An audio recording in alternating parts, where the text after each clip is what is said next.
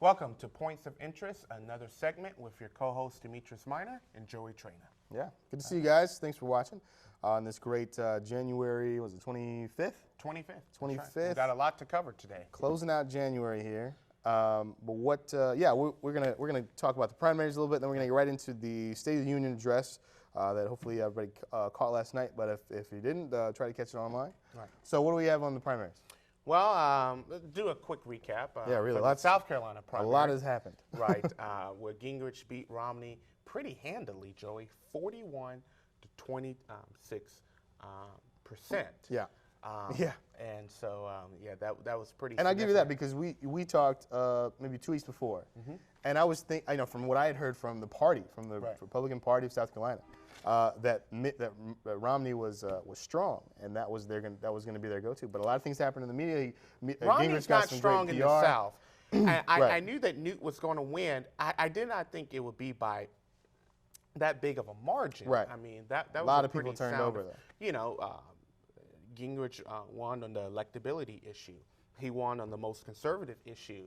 Another surprising statistic was, he led among women voters, among married couples, which is a pretty significant connotation there.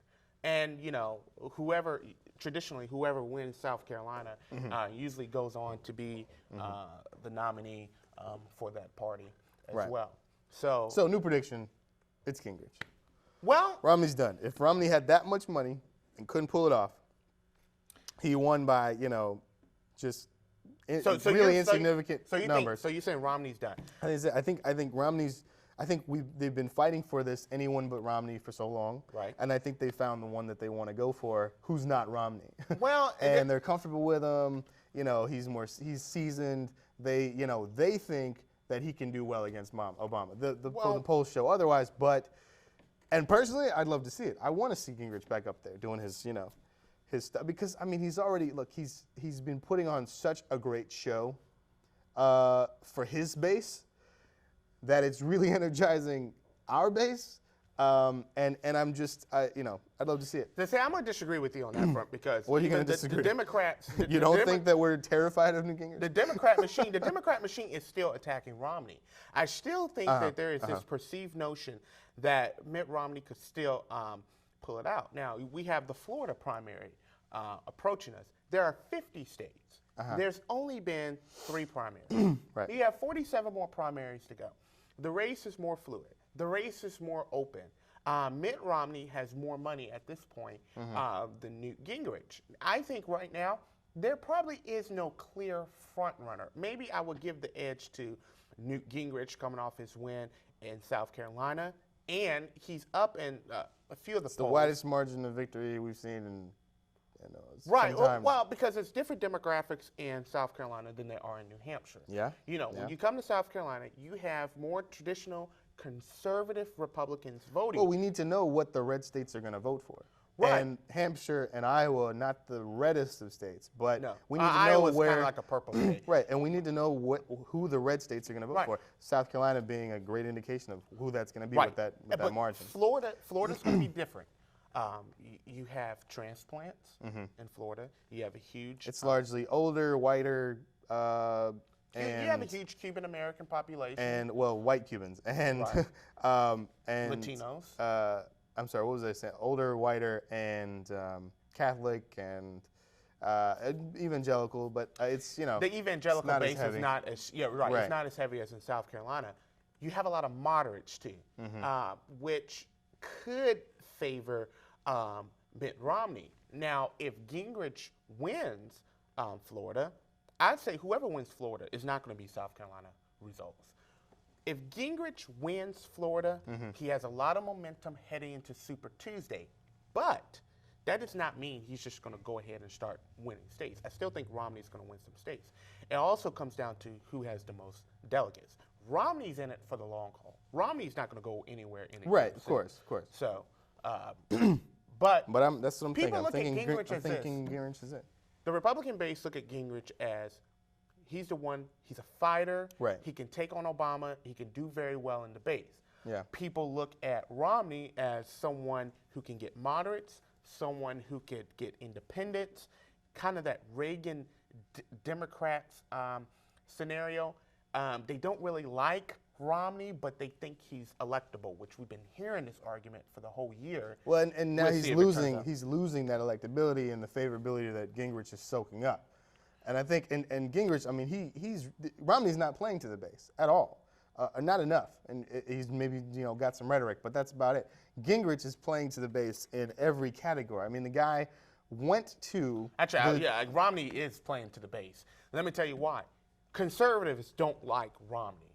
Now, regardless of what Mitt Romney says or what the pundit says, Romney needs the conservative vote. He needs the conservative appeal, especially in Florida. When he mentions people like, Marco Rubio, very popular conservative. Okay, senator. So he's playing to the establishment. He has the establishment I'm not defining support. that as the base. I'm defining, right. He's getting the money, but I don't think he's getting the people, the votes, the interest. Right, he's not getting the that bloodthirsty red appeal. state Tea Partiers, what have you. Right, right, and he's trying to get that, but they're being very reluctant to him. So what do you think he's going to get it? Do you have, you got any thoughts on this? Because I know you had said that Gingrich was going to get South Carolina. Right. My prediction: I think Gingrich will win Florida between 4 to 6%, and it's going to be a long battle. I think you probably underestimate the number of Catholics out there that will not vote for a Mormon. Period. So, but I don't think and that's really Florida an is. issue, I'm just saying. Unless they're not broadcasting it, you could no, be right. they're not. I mean, Catholics aren't exactly the most. Hey, look at me, I'm a Catholic. But it's it's one of those deciding factors in Florida. I feel like that gets sort of left out sometimes. But in any case, what else as far as primaries we want to delve into here? Well, real quickly. Romney released his tax information. Yeah, he released his tax information. Okay, he's rich, he's wealthy. Let's move on. Right. But Republicans don't want to dwell on that very much. Well, I really don't think. I don't see the big issue. And it's smart. It's smart to do it now, and then not. Well, he was going to wait until April because out. he thought he was going to be the nominee by then. Also, a big factor too in the South Carolina primaries. Republican voters like the way that Newt Gingrich went after the media. Very interesting. You remember that CNN debate where John King yeah. He lowballed him. He said, "Would you like to talk about that?" Right. He threw him a fastball right down the middle, and Gingrich hit it out the park. No, it was not a fastball in any way, shape, or form. Oh, that was a right down the middle. He set him up, man. What kind of? How do you ask a question like, "Would you like to talk about? Would you like to address this?" Right. And of course, not. Of course not. What is he gonna? Right. Oh yeah, I'd love to. Right. What? And he played on that and. So John King, do better, okay? Do better. I would say this. Conservative voters like it when someone points out the liberal when they attack bias the media.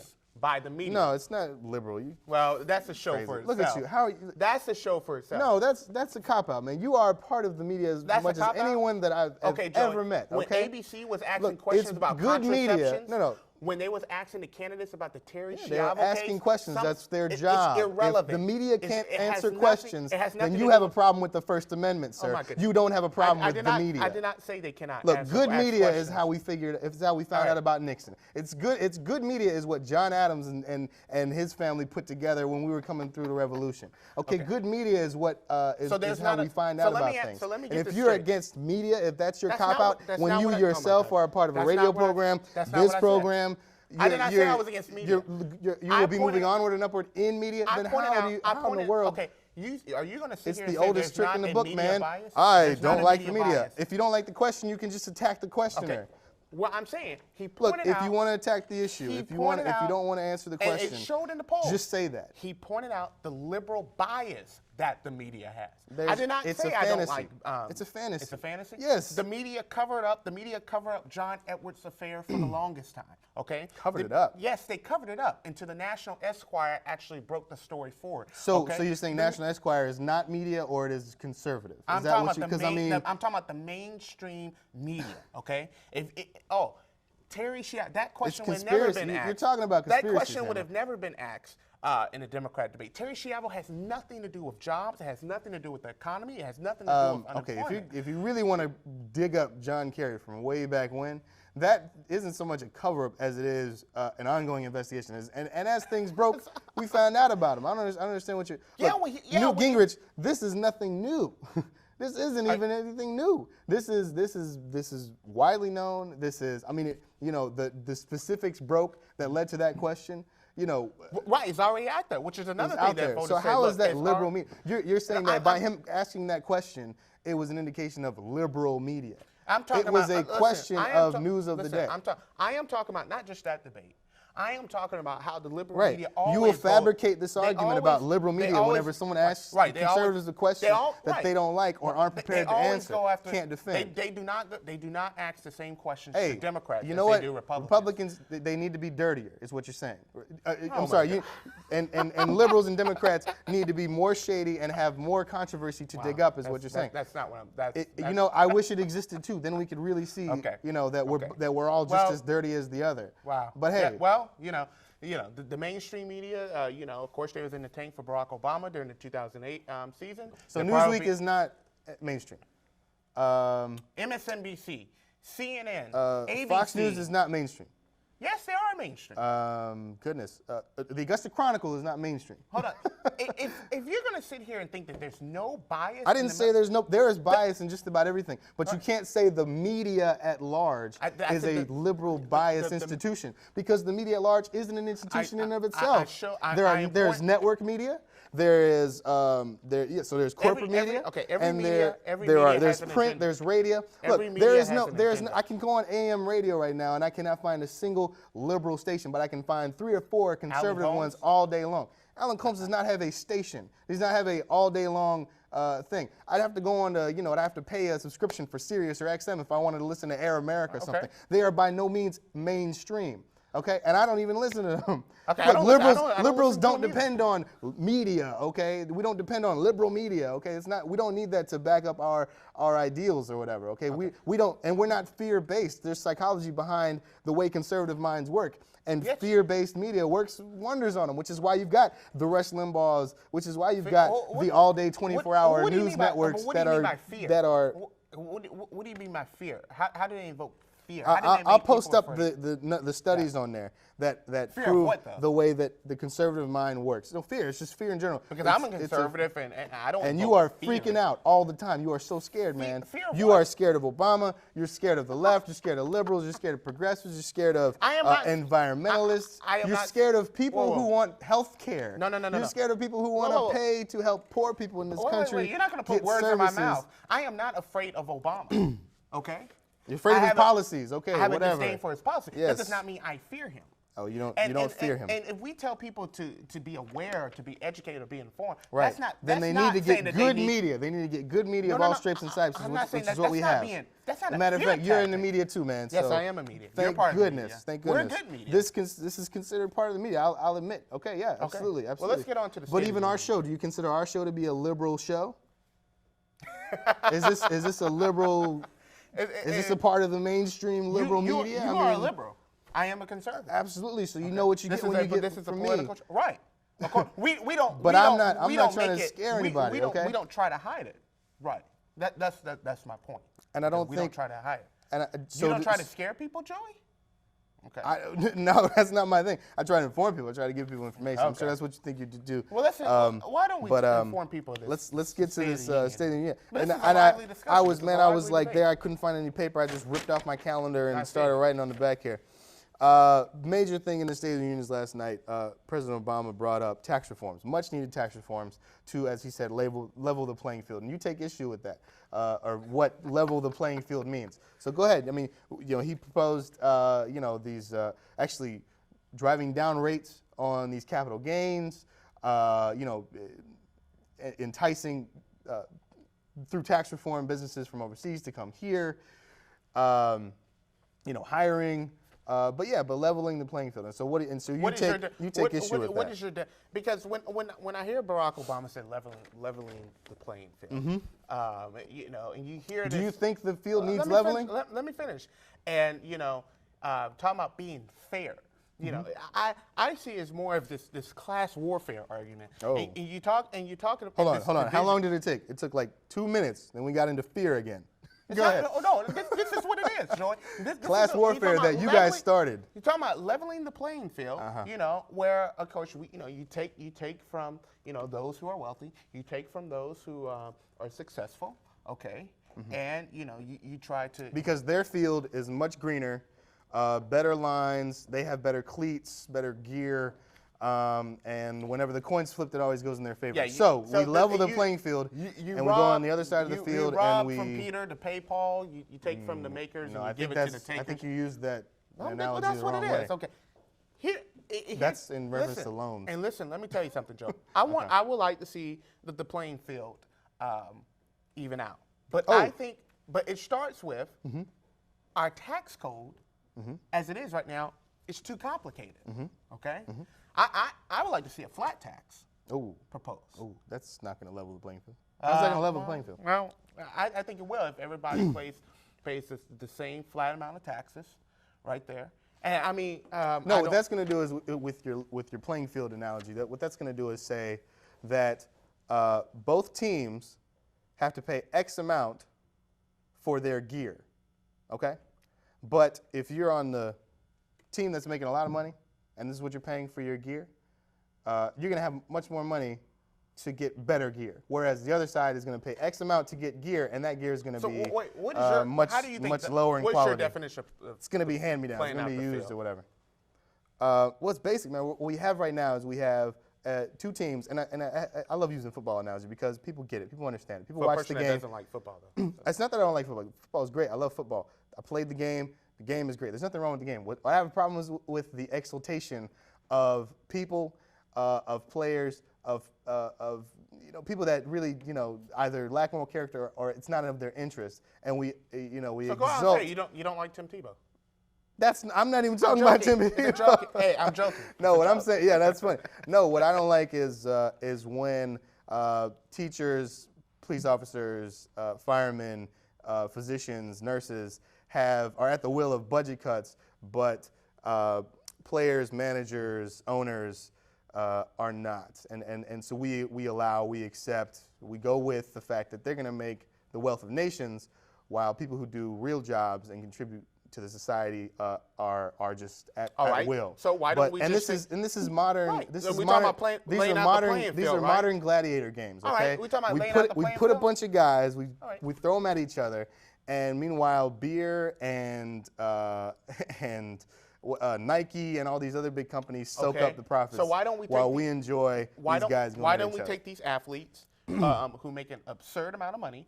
Just the other day, Prince Fielder, first baseman that used to play for the Milwaukee Brewers, had just signed a 9-year, $214 million contract. And I wonder what his taxes are. All right. You know what I mean? It's something we don't. This is a conversation we don't have in America because we think that it's what is the word? That we think it's taboo to talk about what people make. Well, let's talk That's about always been the thing. The slaves don't ask the masters how much they make, and the masters don't think about what the slaves make. And so here we are, 200 years later, and we still think it's inappropriate for a manager or for an underling of any stature to discuss what their manager, or their owner, or their CEO makes. And now we're finding out, and we're all what? Surprise. Why don't we take the income from these overpaid athletes, okay? And then not all of it, but enough. Well, let's take enough that it's and fair. then we take the Hollywood, okay? The Hollywood money, okay? Yeah, a lot of them are calling for this Buffett rule. Okay, and let's have them. The Buffett rule was in the State of the Union. Let's have them contribute to the deficit. Let's have them contribute to the debt. Yeah. Why don't we do that? Would you agree with I think they do in some part, but we can. But like you're saying, it's not enough. We have to reform this tax code. We have to make it so that speakers' fees, you know what I'm saying, don't get taxed at the rate they do, whereas janitors get their tax rate. Right now, if you're making, because it is somewhat progressive. Or teachers are underpaid. Absolutely. And I think teachers aren't crying about, I need to be paid more. Teachers are crying about, I need my classroom to be funded better. I need my school to have more access to resources. Those and the education system is all out of balance as well. Those two arguments are correlated. But no, so let me answer your question. Teachers say all the time that they're not paid enough. And that's relevant. relevant. They are complaining. No, that is relevant. But I'm saying there's not a large base movement that's saying I need a raise. It's more so that I need resources. Okay, so that's, I mean, but there is merit to what you were saying as well. To answer your question of what the level playing field means is, aside from making sure that we're all playing on the same quality of field with the same quality of protection, we need to make sure we're starting out on zero. And that's something a lot of people don't think about, is when you watch a game, everybody starts at zero. But right now, you've got some people that's starting with a 20-point lead and others negative 20, 50 points. Because of either where they were born, either what income their parents had, or the debt that their parents had to take on for whatever reason. And so there is no level playing field. And I'm not saying that tomorrow we can make the level playing field happen. But what I'm saying is we can put in, we can make it more equitable for more people. We can make that American dream a reality for more people. Whereas instead of just accepting this dog eat dog or the double standard of welfare, because it's unwelfare. We've got so much welfare for private industry, for venture capitalists, for crony capitalism, but we don't have, or what we do have for the bottom isn't sustaining them, isn't offering them an opportunity to get themselves out of poverty, lower middle class. The notion that I get, and I do agree with you that we should take care of the middle class, the low class, and help those who are in poverty, who are poverty stricken. But another notion that I also get is that people who are wealthy, people who are successful, people who have actually worked hard. Now, yes, there are some people who have inherited wealth. Yeah. Okay, but I'm talking about people who actually worked hard for a living, worked hard for their income. They come from the middle class and invested a lot, who have created wealth. That is a good thing. That is what makes America the great country that it is. We should all want people to be wealthy. While they're out there making a bunch of money, let's make sure that the country that offered them that opportunity and holds on to that model can also rely on them to cover the costs that we need to function and operate well enough in this country. There is nothing wrong with being wealthy. I think we should promote people. Absolutely not. So, but what I'm saying is, let's make sure they're contributing, and you're saying let's make it easier for them not to contribute. No, I'm not saying that. You're not? Okay. Okay, then clarify, please. What I'm trying to say is, look, we should not always advocate just for a handout, for someone to give us something. I believe in work ethic. I believe in working to try to be successurgoing. Now, and I'm not saying that that's great work ethic. Who else said that? Gingrich, when he addressed the churchgoers at it was an NAACP event, and he addressed these church members, largely black and Democrat, and that was great theater, because Romney, he's not going to do that, or if he does, it's not going to go very well. What he's going to do is release his text. What do you mean great theater? It was great theater. I mean, what Newt Gingrich did in that was he electrified his base. He said, look what I can do. And his base said, look at the cojones on that guy. He went to that black church, and he gave them the... I want to correct you. He told them about I want to correct... I know he called him the food stamp president and all this other stuff. Right, which is relevant. I mean, the cost... more Americans have been on and he food argued, stamps and he goes there, and he goes there arguing... Well, it's unfortunate. It's very unfortunate. I don't think that was anybody's plan. Yeah, right. Right. I mean, he's advocating paychecks or food stamps. You ask a poor person, okay, you go into the poor community. And so what job creating? Okay, people says, poor people respond well to money. You go to a poor person, he says, listen, would you? Yeah, but none of them want to be janitors at age 13, okay? He went in there on this pretense that he can just create these jobs for people who have poor work ethic in these neighborhoods. Look, I work in these neighborhoods. I've talked to these people. They don't want to be janitors in their teen years. Okay, robbing, yes, we should create opportunity for young people, but robbing them of their youth and adolescence and educational opportunities so that we can pay them $3 an hour to clean a toilet, that's not how you do it. Okay. And that's degrading and demeaning and far off from what I think he even wants to do is really create opportunity. A lot of people actually responded well to this when he asked people, hey, how old were you when you first got your first job, or were not when you was a child? And he asked them, he says, were you excited about it? And people said, yeah, they wanted to work, okay? I like the idea of giving, especially kids in like poor communities, I'm telling you, let me finish. The opportunity to actually work.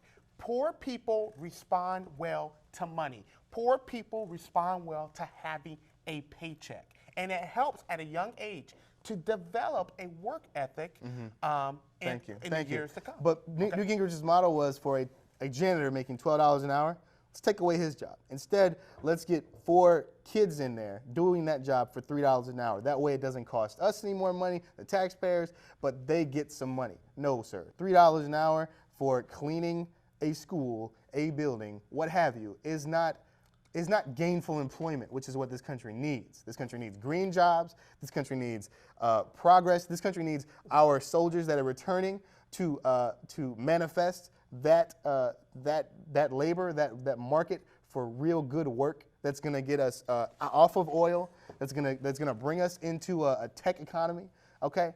That's going to bring all those IT jobs that are across the ocean. We don't understand why here. Okay, making poor people not even that much.